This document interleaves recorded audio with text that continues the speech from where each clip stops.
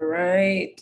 And momentarily, I should receive notification. Looks like we are live. So let's allow it to do its thing first. Right. And momentarily, I should receive notification. Looks like we are live. All right. Let me go here. Okay, so let me just start here. So we have indeed missed 2 weeks. And I guess before I start there, for those of you who are joining me for the first time, I am Tigress Sydney Acute McDaniel, the host, your host of Evolve Weekly. And this is a 52-week series on how to implement a more perfect union. Okay. All right. So each week we cover a state's legislature. We cover their culture, if you will. Our aim is to take a deeper survey into their legislative makeup and ascertain whether or not there has been productive or progressive change that is on par with the perfect union school of thought, if you will.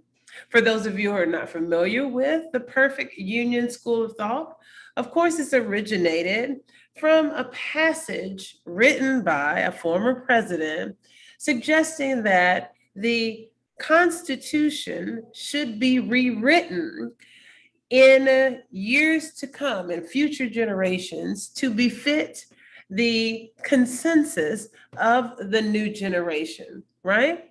And suggested that, and even asserted actually, that the rules and laws and structure of aforetime could not reasonably be expected to befit that of future generations. And so with that said, this perfect union nomenclature has become a really big public interest during the pandemic because of the racial unrest that we have seen, the political divide, and just generally the issues that we see that not only persist in our nation, but beyond, especially on race and socioeconomic status. All right. I definitely do have a bit of a nasal sound here. It's just my good old allergies. I am still well. For those of you who have sent me well wishes during the pandemic, I really appreciate it, especially for me and my son. We are well. I actually have been focused, diehard focused on my final exams for my second year in law school and sitting for the baby bar, which I did complete this past week. And so what you're seeing here now is, maybe we can call it an exhausted tigress. Sure, I'm human. I'm not a robot.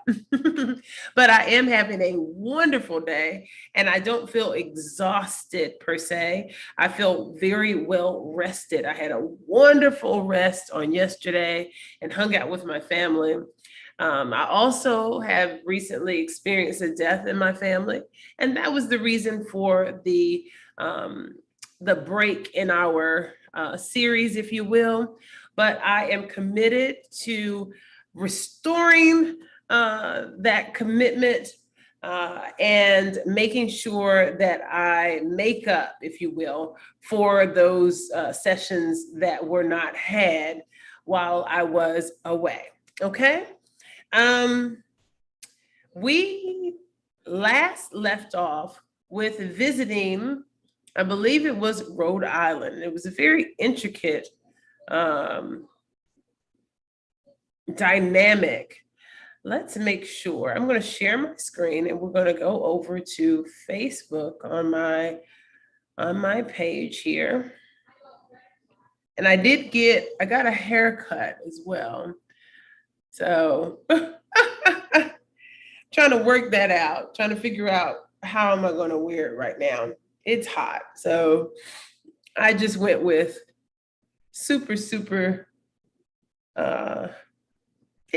super decent right now, right? Just super straightforward. Nothing, no big deal here. Okay.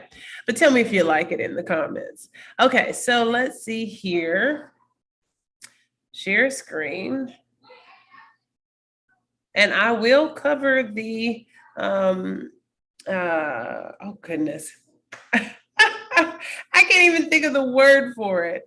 But I will cover our affirmation here shortly. Okay, we're going to share.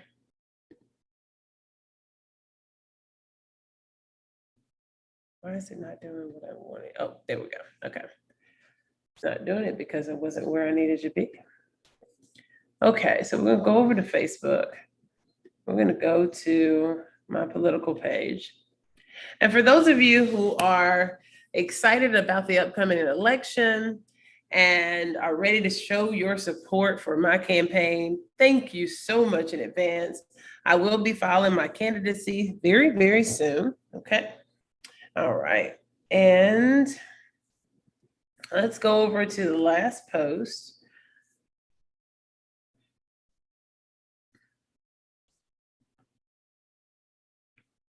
All right. So, excuse me, let me make a correction. It is actually the state of Mississippi for which we decided a deeper dive was necessary. And you'll see that we had it was Rhode Island because we had to do a part two. This has been a bit of a break from the norm, if you will, for our series, because for the state of Mississippi and for the state of Rhode Island, we have decided to take a deeper dive. So we covered the state of Mississippi in two parts, and you see this here. Part two, we handled on June 13th, and then we began with the state of Rhode Island. And there should be, hold it, yeah, June 23rd.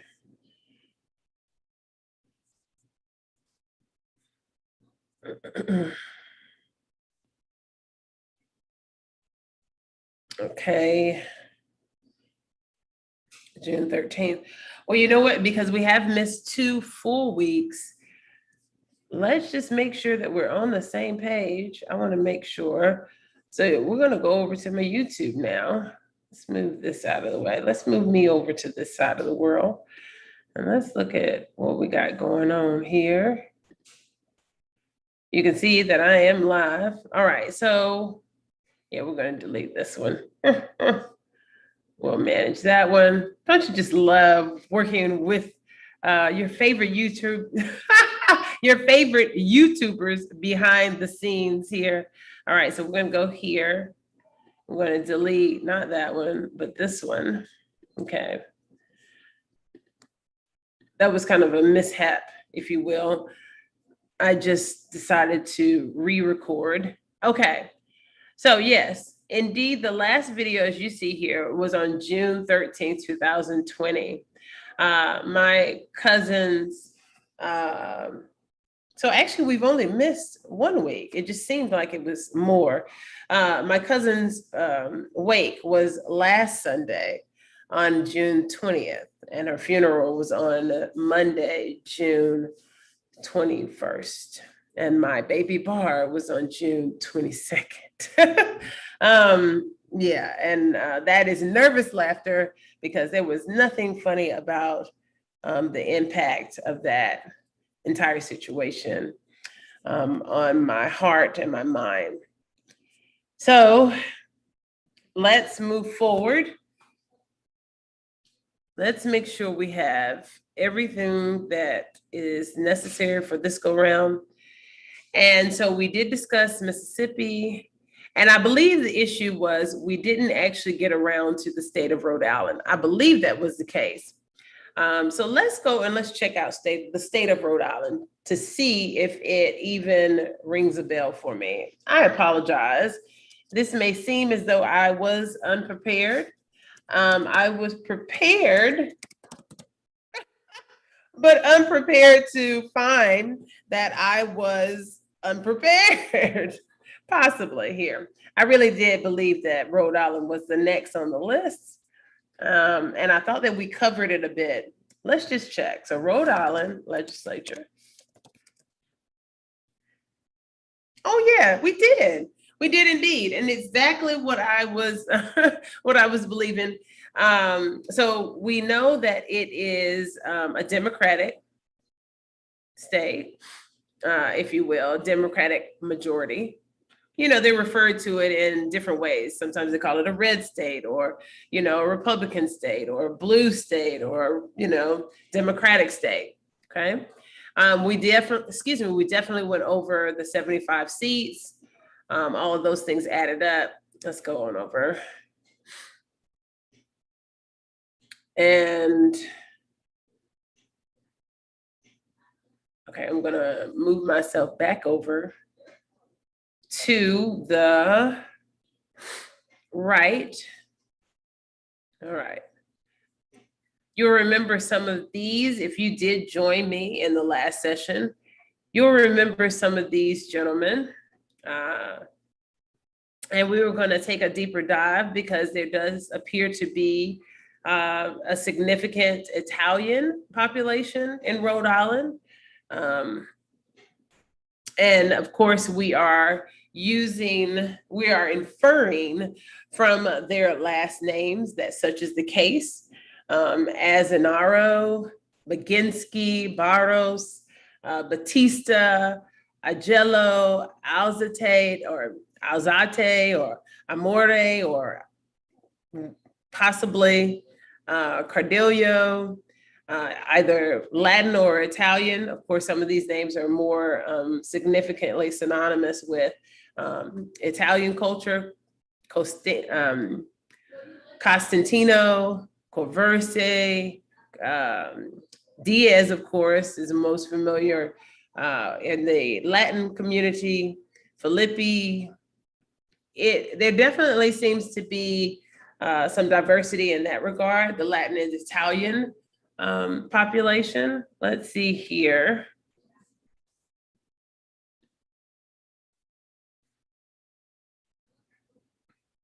Algier, Ruggiero.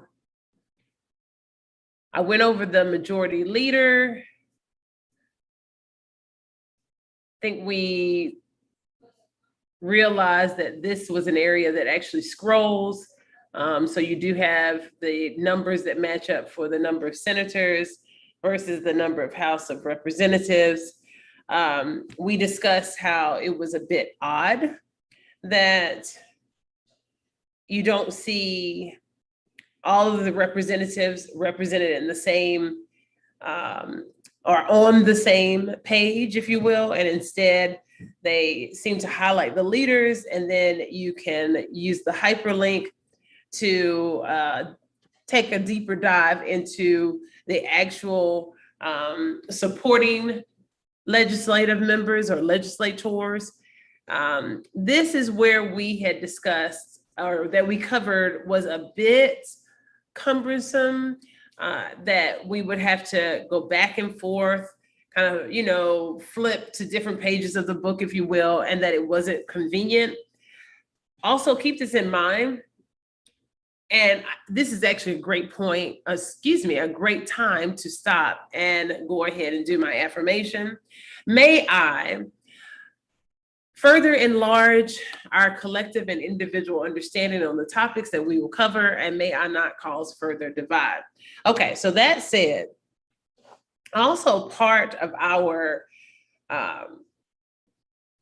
mission and objectives, if you will, is a focus on eradicating the intimidating nature of, even if it's just, the facade thereof, because of course I am always piercing the veil of the political class and showing the general public that there is no, there is no true, only, exclusive political class, if you will. And that instead, it's, you know, if anything, it would be a group of people who have self-asserted this, you know, this nomenclature of being a part of the political class. And so in an effort to keep it only amongst themselves, you know what I mean? In so doing, they, you know, they hype it up, they perpetuate this, you know, this imagery, this facade of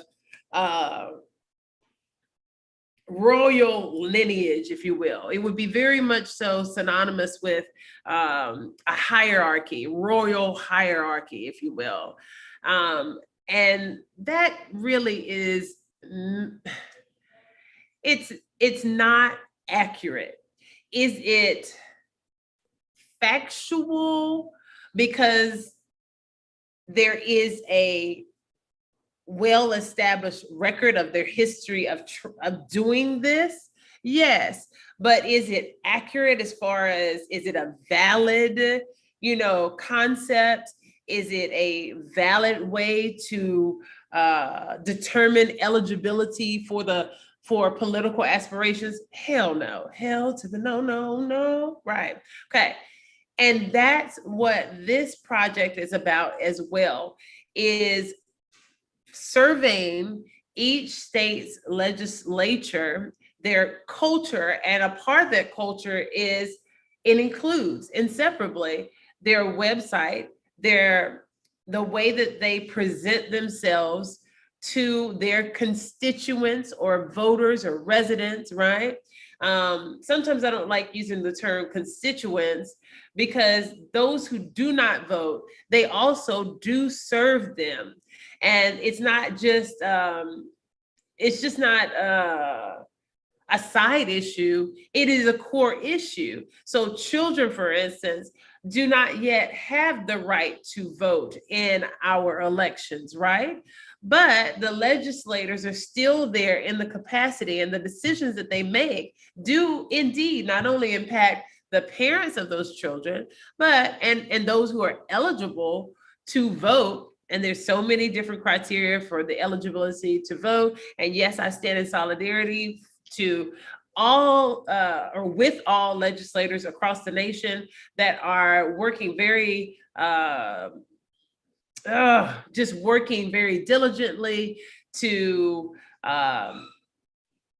keep back the legislation that the naysayers and the corrupt legislators are trying to enact, that really, really suppresses voting rights, right? Okay. Eligibility, though, is not a privy of the child. It is not a privy of those who are deemed incompetent. It's a very interesting concept as well when we even think about Brittany and the conservatorship, right? They are serving all of those individuals. They not only serve their constituents. And let's just look up the term while we're here.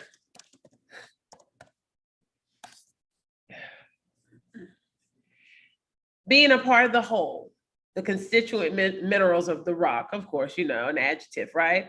But being a voting member of a community or organization and having the power to appoint or elect.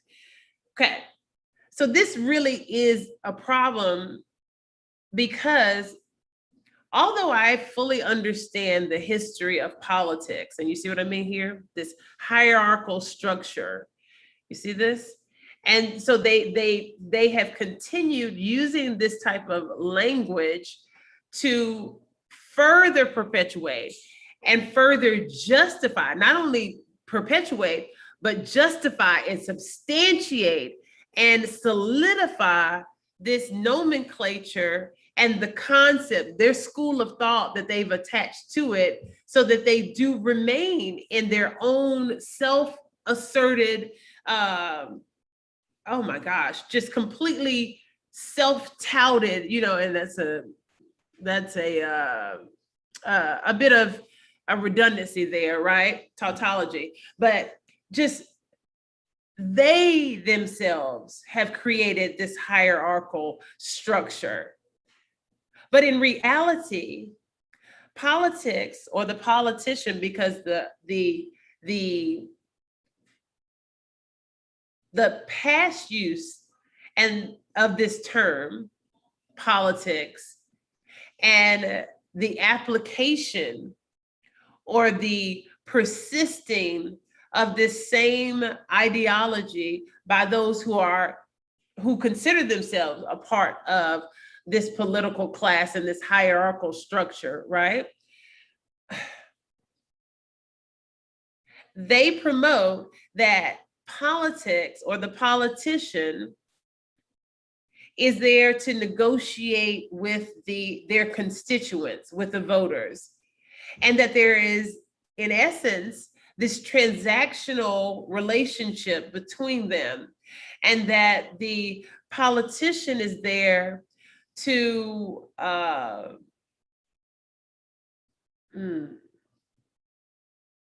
got to choose my words very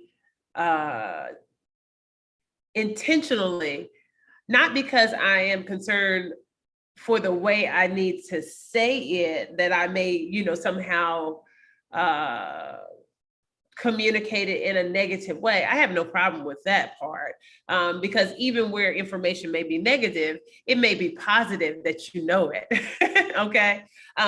What I'm getting at is that they actually, oh goodness, they actually do see it as their position as a politician. They see it as not a liaison, not a servant, not a public servant, even though some of them will use that term. And you'll notice that they use that term when they are intending to pacify or to seduce maybe a certain group of voters. And of course, again, constituency, right? And then they'll change that same narrative to a narrative that is most befitting for a different group of voters, knowing what they like from past relationships, past interactions, if you will. Okay, so they definitely, in the circles where I would dare call them amongst their peers, they will disclose their true nature, their true intent, which is, okay, I'm in this transactional relationship with a voter, and I want to stay in this position. I want to be a career politician. Oftentimes, the hierarchical structure is rooted in having previously worked in a form of government, including military, but not limited to military, state, county, even federal government. So let's use me for an example, okay? If I were that individual, if I were one of these politicians, I would then say, because a lot of you know that I'm a former federal ranger, well, then I would use that, and that status that is afforded from working for whatever term that I have. And of course, there would be, just like when you seek employment, your work experience, the length of your work experience, the extent of your work experience in these realms will definitely also lend positively toward the position that you will be considered for in politics. And there's a gradation. I've explained it to you once before. So you have county officials, you have city officials, right? So you have your mayor, your city council, then you have your county board of commissioners, right? Then you have your state senate, your state representatives, then you have your US Senate and your US representatives, okay? And generally, you'll notice if you take a look at the biographical information for each one of the now sitting legislators, okay? And yeah, I would say now sitting legislators, of course, with the exception of the newly installed, the new installment of very progressive politicians, okay, and you can very easily, it's very conspicuous.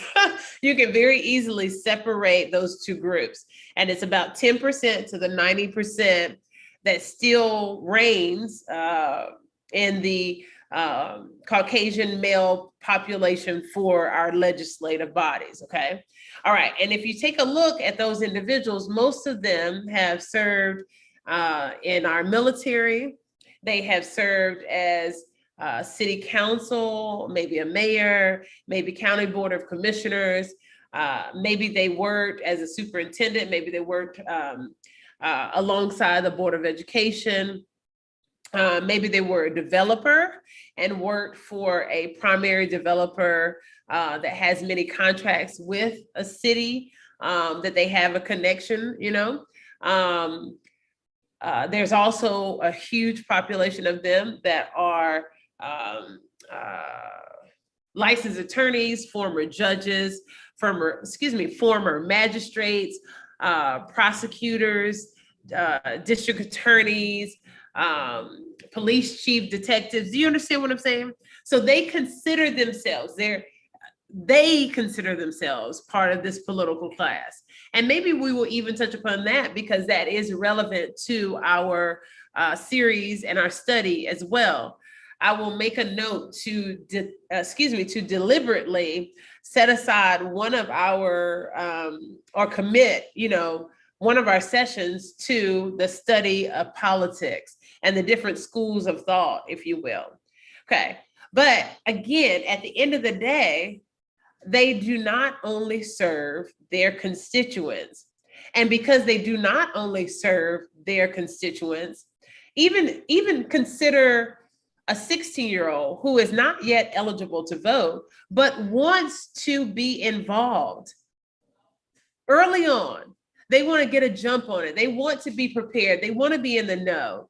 They want to make sufficiently informed decisions. They don't want to just wait idly by until it's their time to just, blindly get into the line and cast their vote for whomever their home church pastor has told them to vote for. And this covers all types of denominations and religions and culture and ethnicity. It's not just the Black community that just blindly trusts their pastors for information on to whom, who should they vote for, right? Okay, let's see here. And so that must be taken into account. But we do see, unfortunately, that most legislators, there isn't an explicit consideration of the others for whom they are there to serve. It is completely inherent in their scope of duties. And that is probably, if we were to actually be able to survey them and then, statistically regress that information, it would probably be very, very interesting. Very, very interesting. And my hypothesis, as you can, as you can deduce from everything that I'm saying to you now, the great likelihood is that they do not consider the children and those under 18, nor the incompetent.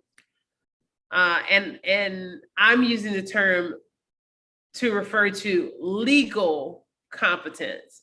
So there are those who are disabled, who have been designated by, through formal adjudication by a judge, through an order that, that puts them in the status of incompetent, and someone handles their affairs.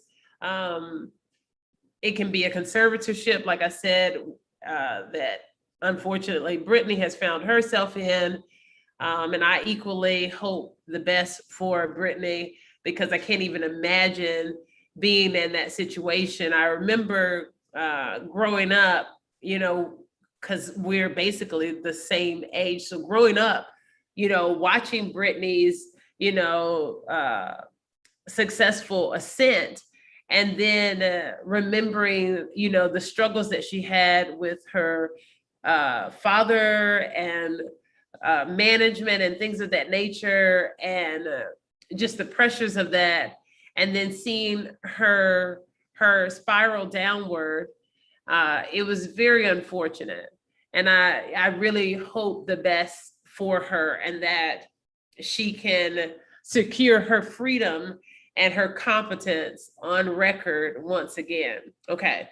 So, but yeah, it's a great likelihood that they don't expressly consider, you know, explicit as opposed to implicit consideration. I think that I think that we would be able to ask the right questions, especially considering my background in research, be able to ask the right questions to be able to ascertain how much of their consideration is just implicit, which is just, oh, okay, yes, absolutely, we love the kids. You know, I mean, you've heard the saying, the politicians, what? They're shaking hands and kissing babies. So we know they kiss the babies. We know they like the babies generally, right? But are they expressly, is there an explicit consideration every single time they work in an effort to enact a law or to keep a law from being enacted? Is there consideration of this group of people? Or are they only considering maybe their, you know, the ward of the state or guardian ad litem? Yeah, very, very interesting. Okay, so we remained on Marvin Abney for quite some time here. So maybe he should be one of those that we can look further into. I'm not familiar with Rhode Island much, and there will be states that we will cover where, you know, there will be a great likelihood that a lot of us will not have, you know, any express information or any firsthand knowledge of any of their representatives.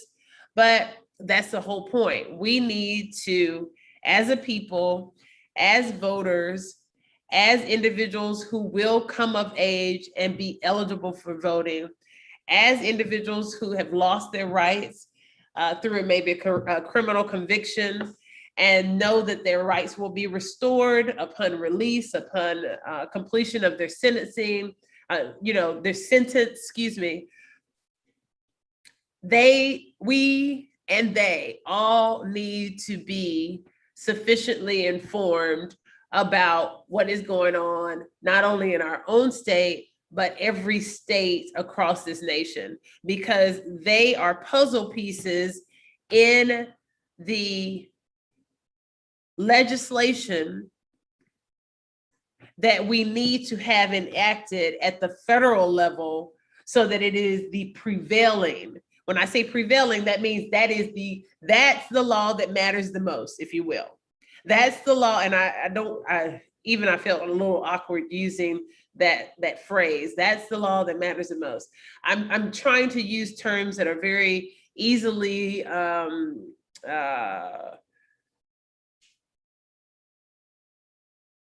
received by the diversity of my listeners. Do you understand? So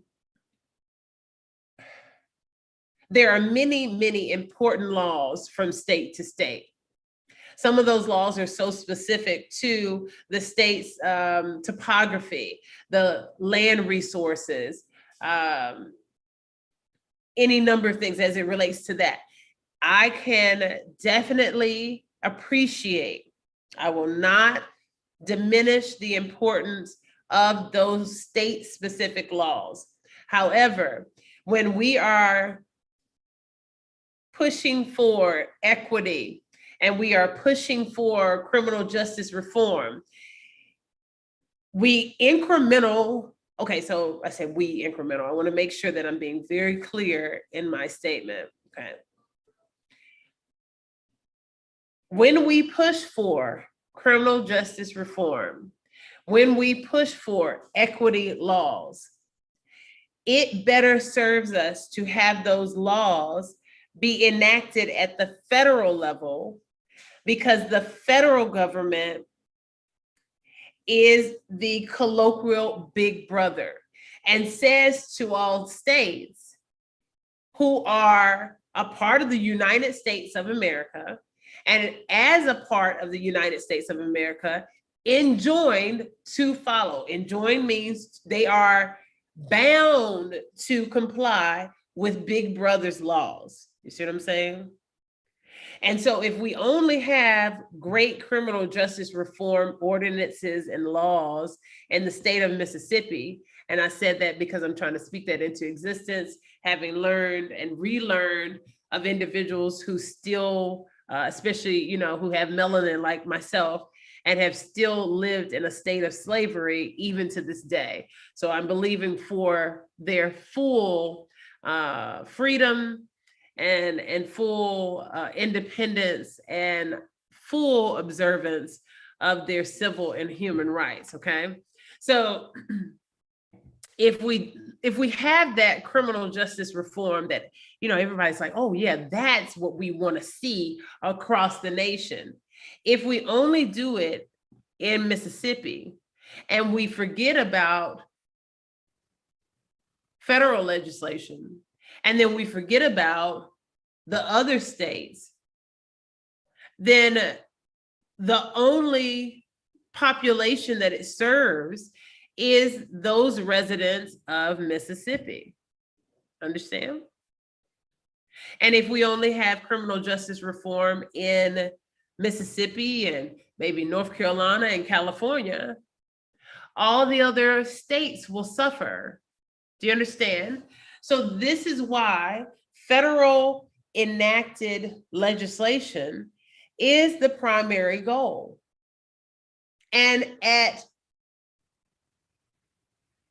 a close second, and I say a close second because it is equally important that as we push for federal, what they call sweeping legislation, sweeping referring to all, like we're going to do a clean sweep. We're going to sweep, imagine sweeping the floor from one end to the other. So that means we're going to enact legislation that is sweeping the country. So that means we're covering the entire country, every state in this country, and, you know, the surrounding bodies who are part of the United States of America must follow these laws. If we don't do that, then we still only have incremental.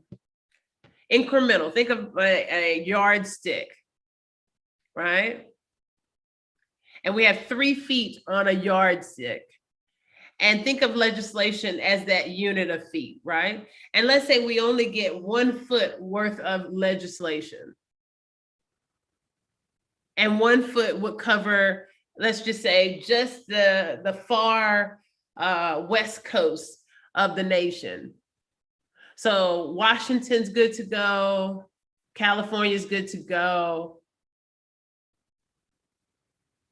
Arizona's good to go. But the rest of the nation, no go. It's not sweeping legislation. Everybody does not benefit from this commonsensical legislation that we're seeking. And it is very commonsensical to seek legislation that would cover us all Americans. And you'll notice those who are not on the right side of justice, they promote that the state, each individual state, should be able to decide its own laws. And they continue that narrative because it was part of a historical narrative that they're actually twisting around. They're making people believe that a state does have the ultimate authority. You know how they say separation of church and state? The term has been misconstrued conveyed intentionally for their benefit. Because if they can continue to rule as a state, then its residents suffer because they do not have the benefit. And see how ridiculous that is. If we are truly the United States of America and you have individuals who are residents of a particular state, and that state, that governor, that state, those officials, if they perpetuate and they conspire and take steps to carry out their own basically dictatorship and say, okay, well, this is what this state shall do. And we'll just continue to sue the federal government. Every time the federal government tells us we need to do this and we need to do that, we will just sue them because in the Constitution, the state is united but separate. What does that sound like to you all? Equal but separate? Doesn't sound like, doesn't sound like equity. We've got that well established. So that's not equity. So we can't achieve equity if we're still dealing with individuals who are pushing defiantly the agenda of separate but equal, because that's what that is. The way that they are intending it, mostly, unfortunately, they are corrupt Republicans, right? And they are pushing the agenda of the state we get to decide. Here's an example even for the state for which, I'm a resident, right? Here in North Carolina. The American Rescue Plan is what? That's a federal bill, right? Proposed and by who? Our current president, Joe Biden, and enacted, in fact, right? We know that because there are relief efforts that are that are very tightly wound into that plan. The stipulations are clear. Stipulations are clear on taxation even for the states and the tax credits that residents should receive or shall receive per the, you can call them directions, if you will. We can use that term loosely. Directions have been given essentially in this American Rescue Plan from our president and enacted by our collective Congress. So even when those of us who have a full understanding that the president doesn't, he also is not a dictator. That position does not afford one person the right to unilateral rule. They can't just rule all the people in America like a dictator, right?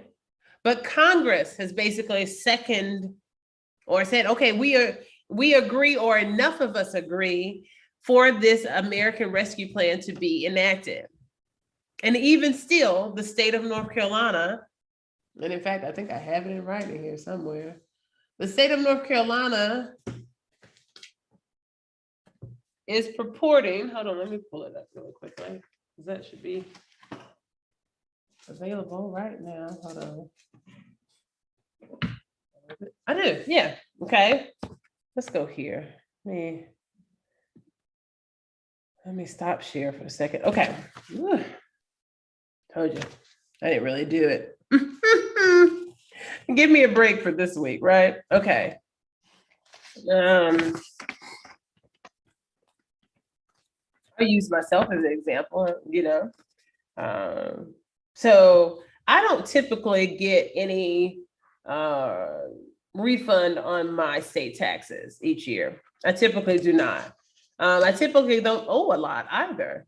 And so that's just the general expectation. And that is, of course, dependent on your claim status, whether you're head of household, things of that nature, right?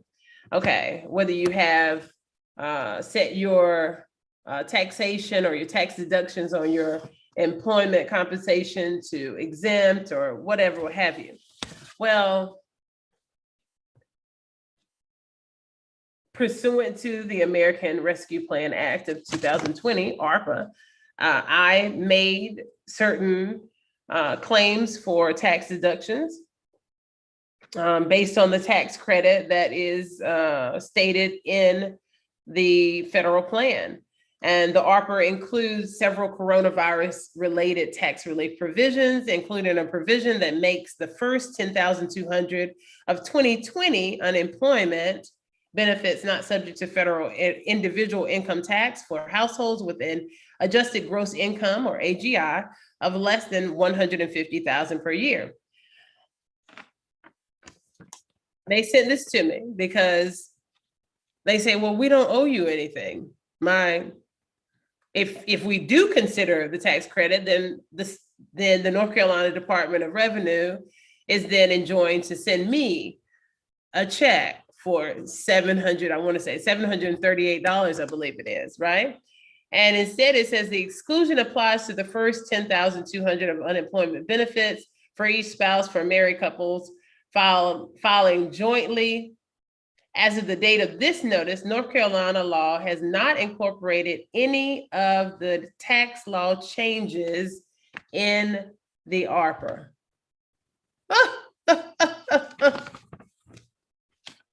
You see my point? And that's a wonderful example of it. I know that I'm always seeming to beat a dead horse with this legislation thing, right? Tigress just won't let up on legislation must change, legislation. But it must, and it must be sweeping.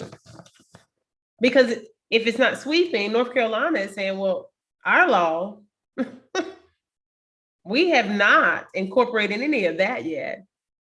Yeah, we understand that that's federal. We get it. We even acknowledge it in writing, but we've not incorporated that yet. Okay.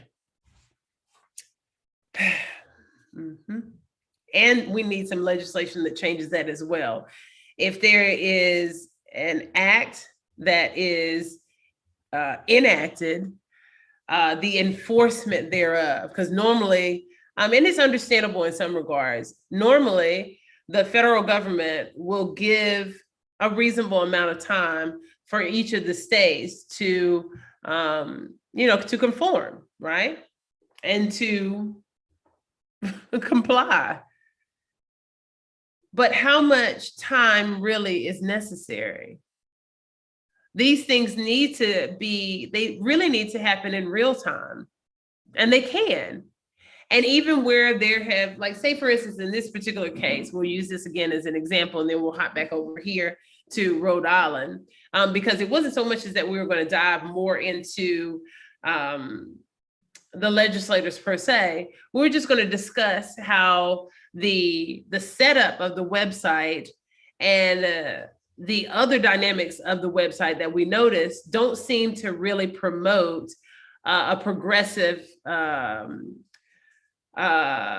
political ideology. Even where the state is blue, there are still some, there are some learning curves that are apparently necessary for this arena. I would not stay on the page very long. As you see, I've not even stayed on the page very long during this session. It's not very appealing. It's not very, it's user friendly when you talk about the technicality, so technically, are the buttons navigable? Do we see pictures? Can we clearly read the text? We talked about that as well. The font is very small. Some of the printouts for the font is very small. Those are things that we also will consider in our proposals that we make in our strategic implementation plan on how to implement a more perfect union, okay? And so if you have this, right, you have this, and it's not sweeping legislation, and it's not happening in real time, then you just still have chaos, and this is what you have. Or because unfortunately, legislation also is a double-edged sword.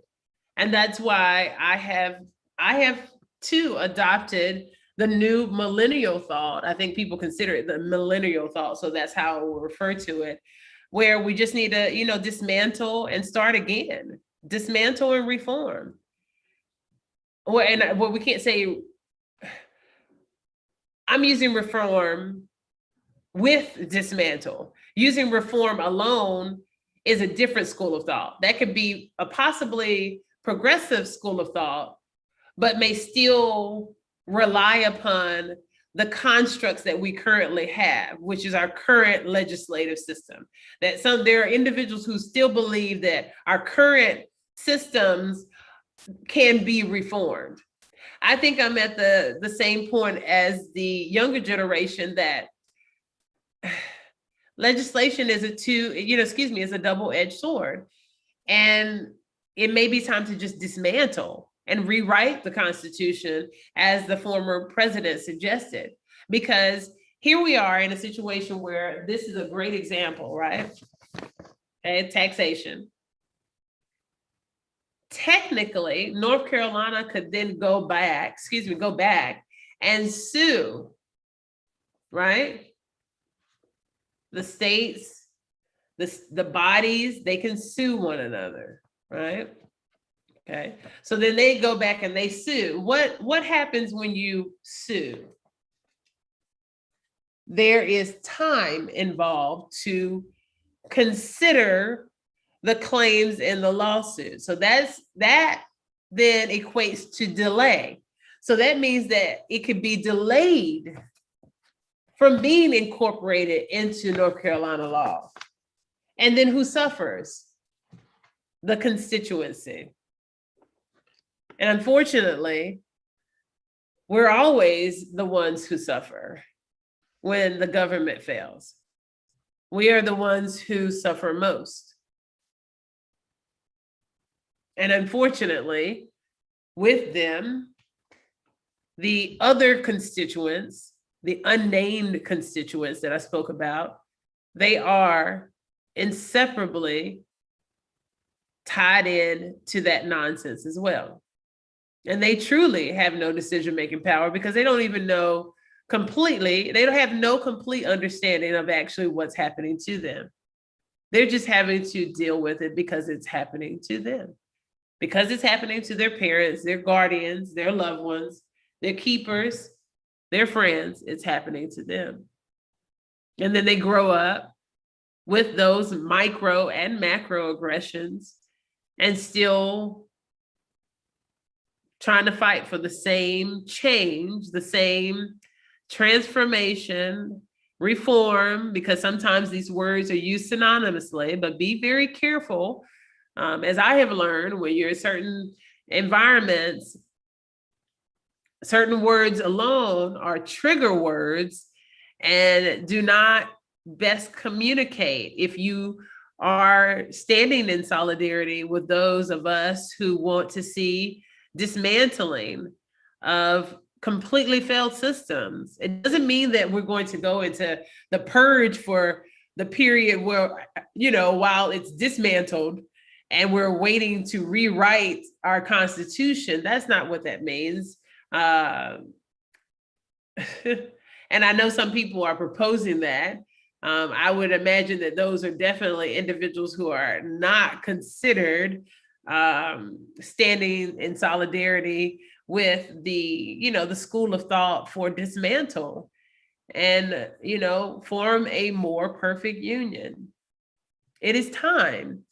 It is time. And if we're honest with ourselves, we do have many things about society, about our transportation system, our justice system, our healthcare system, our education system, our prison system, all of our systems, our food development and production systems, our energy systems, our natural resource management and protection systems, none of it is sufficient for the change that we have seen in these systems. And I mean the change as it relates to our needs, not the change suggesting that they have made efforts that make these systems better per se. And even where they have made changes where these systems are better, they still only minimally befit the needs of our speedily evolving society. I mean, look at the situation now where, I don't know if you've seen it, I've seen it. Let's pull this up. I'll go back. Actually, there really is no need to go back. The true point is a website sufficient? Or rather, will the website suffice? I'm sure it will suffice. It has all the relevant information that is necessary, right? To really get across the point. Is it user-friendly? Is it going to be appealing for constituents and others who will be a part of the eligible voters group? No, I can't see a 16-year-old visiting this site and thinking that it was just absolutely wonderful. I can see them thinking that it was definitely had a lot of room for growth, right? And I can see them also being very concerned as we go to these are representatives and seeing yet and again, even though admittedly they are Italian, unfortunately, the truth of the matter is that we generally still perceive them as the white male majority in our modes of leadership, right? Okay.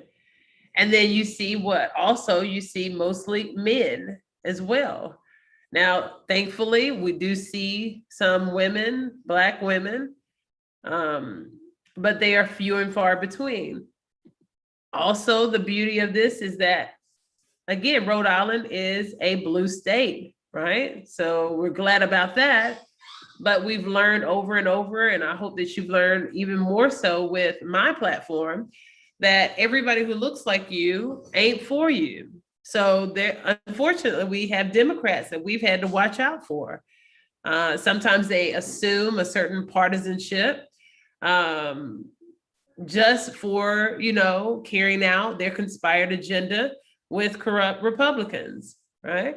We have to be very, very mindful of these things.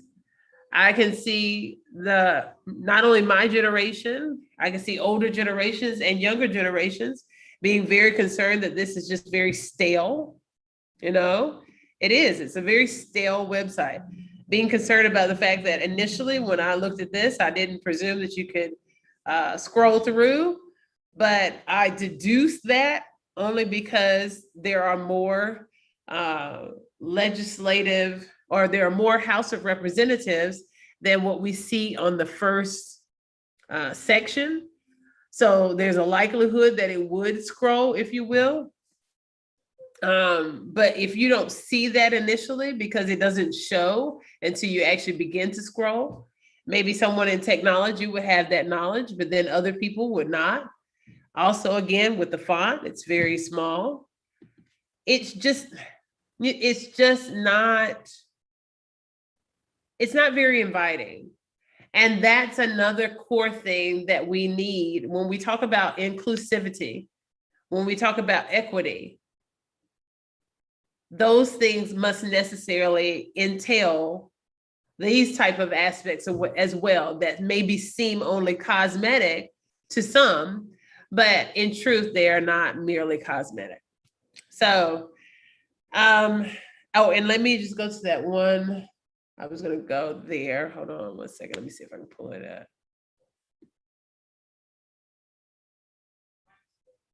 Yeah, this is interesting. And having to click everywhere instead, and you can't even, these are not navigable. So that's terrible. So then you have to cross-reference. You have to do a lot more work on this site than the other sites that we've seen to actually ascertain, well, is Emily of color? Is Emily young or old? Are there enough representatives in this Rhode Island General Assembly that, that I can feel secure in being a resident here and feel represented? You can't just literally, you can't get that. It doesn't give you, and even when you live there, I'm gonna be completely honest with you, and you all need to be completely honest with yourselves. There have been many times where I've run for office and the campaign is completed and someone comes up to me and they're like, well, I want to vote for you. Well, sweetie, you can't because the election's over. Well, oh my God, life just got away with me. I didn't even realize I wanted to vote for you. And yes, we can presume, I'm an adult, we can presume that maybe some of that is just small talk and that there really was no intention to vote for me, or that, or maybe maybe they voted or maybe they didn't vote and they're just small talk, right? But then also the reality is that some way too many residents, those who are eligible to vote, find themselves in predicaments where they have to choose work over voting, right? We need to change that aspect of will. We need to make voting more convenient, not necessarily because naysayers or those who are not on the right side of justice, albeit Democratic or Republicans, and of course it's mostly Republicans as we see,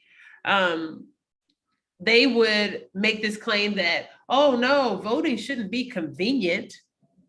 That doesn't serve the formality of, an election well. There has to be rules and standards.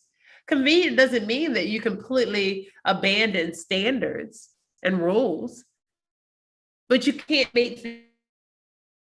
set up roadblocks or have impediments to voting, you see? And these, in one way or another, are very equal to the impediments of voter suppression. If you live in the state of Rhode Island and you're even thinking about, okay, well, let me consider who to vote for, and you go to this website and it's not very user-friendly, you feel intimidated in and of itself before you even visit, but you say, okay, I'm going to take a leap of intentional proactive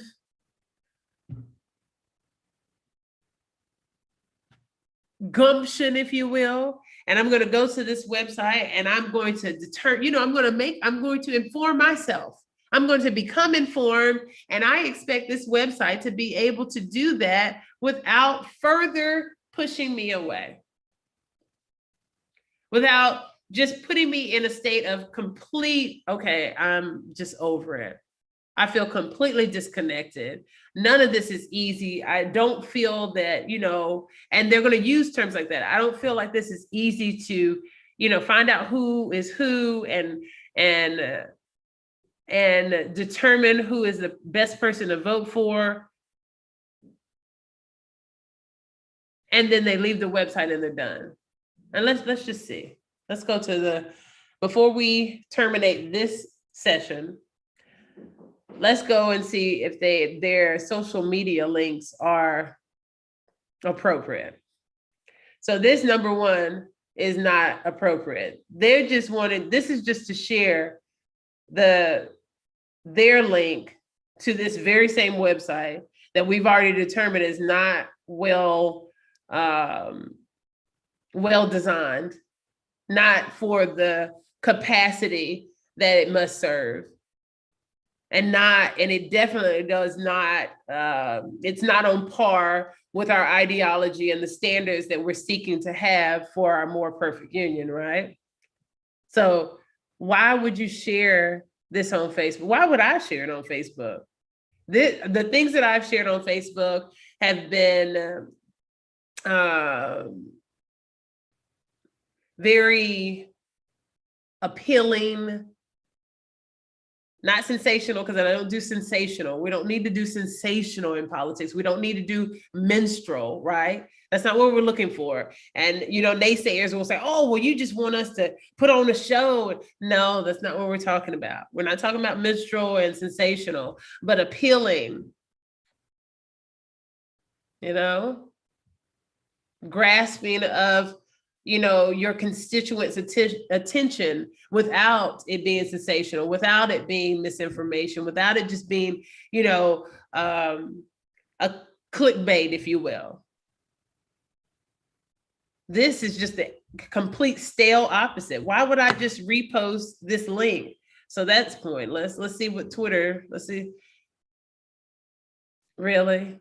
So it appears, and again, this is not to denigrate the state of Rhode Island General Assembly web designer, nor I guess their web management committee, which I imagine is handled by, you know, their administrative offices and such. But this is just terrible. This is not how you do it. This is not how you do it. Let's see, LinkedIn, again, it's just that. Okay, and basically it's giving you other options. And this is just really redundantly pointless. It's giving you other options to just literally post their website. Now, if their website was appealing, captivating, user-friendly, in the sense of, oh, I'm a constituent, I feel like I've learned more about those who are my representatives here in this state, I feel more engaged. It's not engaging. It doesn't qualify at all. It's actually disengaging. And so this would then be redundantly pointless to just post this everywhere. Okay, so we don't have to revisit. I think that we've made our point known. It's been made known, because I don't want to, again, I want this to be a productive survey, if you will. I am not interested in just denigration or negative gradation. We want to look at it just the same way you would in strategic implementation planning. So we look at threats only to decide and implement opportunities for change and correction and making things better, right? More sustainable. So that's the only reason why we consider the negative, why we search out the bad, why we search out what's not working, so then we can implement what will. All right, so this is a great example for the whole point of this series. I have been your host, Tigress Sydney Acute McDaniel, here in all of my plain hair, plain face glory.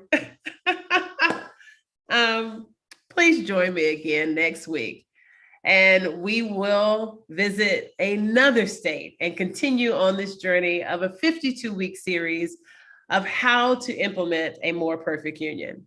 Have a wonderful week. Bye.